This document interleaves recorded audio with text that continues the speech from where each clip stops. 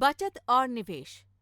प्रसिद्ध अर्थ विशेषज्ञ Robert Kiyosaki ने अपने रिच एंड पुअर डैड इस बिक्री का उच्चांक प्रस्थापित करने वाले किताब में लिखा है कि अमीर व्यक्ति और गरीब व्यक्ति में एक अहम फर्क ये होता है कि वो सिर्फ पैसों के लिए काम नहीं करते, बल्कि वो अपने पास जो पैसे हैं उनसे अपने लिए काम करवाते हैं। ये एक बात अमीर व्यक्ति को गरीब व्यक्ति से अलग करती है। बचत हो या निवेश, दोनों चीजें करने के पीछे कोई स्पष्ट उद्देश्य होते हैं और वो है भविष्य के लिए आर्थिक सुरक्षितता। फिर भी बचत और निवेश, इन दोनों धारणाओं को समान माना जाता है। बड़े बुजुर्गों से हम सुनते हैं कि बचत करो, लेकिन निवेश करो, संपत्ति और जायदाद बढ़ाओ, इसके बारे में किसी से भी पता नहीं चलता। आज भी आम इंसान को बचत और निवेश के बीच का अंतर समझ में नहीं आता।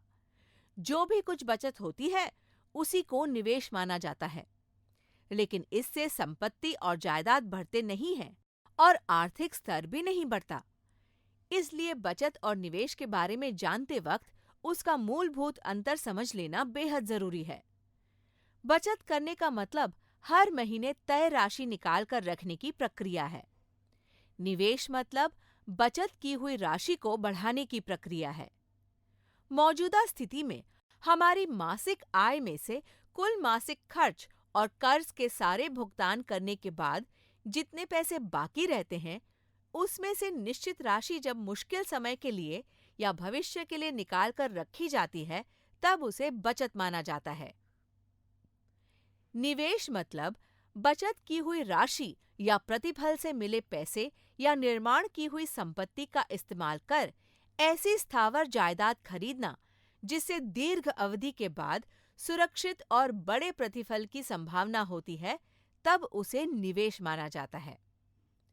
बचत किए हुए पैसे कभी भी सहजता से मिल जाते हैं और उस पर ब्याज दर भी कम होता है। निवेश की हुई राशि से कोई स्थावर जायदाद बनाई जाती है, इसलिए इससे हुआ आर्थिक लाभ सहजता से उपलब्ध नहीं होता, लेकिन प्रतिफल की राशि बड़ी होती है।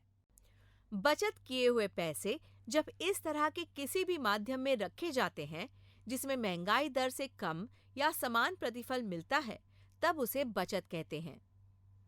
पैसे जब ऐसे किसी भी माध्यम में लगाए जाते हैं जहां से महंगाई दर से ज्यादा प्रतिफल मिलता है, तब उसे निवेश कहते हैं। बचत पर मिलने वाला प्रतिफल महंगाई के दर से कम भी हो या समान प्रतिफल मिलता हो, तब भी वो तरीका गलत नहीं होता। जब बचत की अवधि 3 साल से कम होती है, तब ऐसे माध्यम में बचत करना कभी भी अच्छा ही होता है। निवेश की किसी भी योजना में 3 साल से कम अवधि के लिए निवेश करने का मतलब उससे शून्य प्रतिफल मिलने जैसा होता है।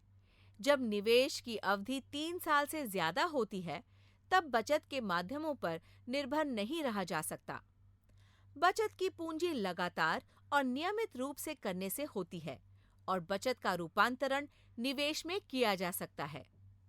लेकिन इसके बीच का अंतर समझकर कितने समय के लिए बचत करें और कितने समय बाद उसका रूपांतरण निवेश में करें, ये सटीक तरीके से पहचानना बहुत जरूरी होता है। बचत के माध्यम मतलब एफडी, आरडी, बैंक में जमा राशि इत्यादि होते हैं और निवेश के माध्यम मतलब equity funds, hybrid funds, stocks, bonds, real estate इत्यादि, जिससे अच्छा प्रतिफल मिलता है।